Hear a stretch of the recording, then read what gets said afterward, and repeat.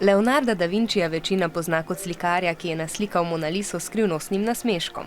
A Leonardo da Vinci je bil tudi biolog, glasbenik, znanstvenik, inženir in izumitelj, ki je vedno preveril tudi tisto, kar so odkrili misleci pred njim. Na razstavi pa lahko njegove izume preverite tudi vi. Sicer je ta renesančni mislec navdih za izume črpal iz narave, čemur rečemo bionika. Še posebej so ga navdušili ptice in letenje, a je po 30 letih preizkušanja ugotovil, da tako kot ptica človek ne bo mogel leteti. Namesto mahokrilcev, letal, ki utripajo s krili, je izumil potem padalo in pa helikopter. Tega pa si lahko ogledate tudi na razstavi. Tam je pogon, recimo 4 možje, ki hodijo v krogu, se to vrti in proizvaja vzgon in se dviga.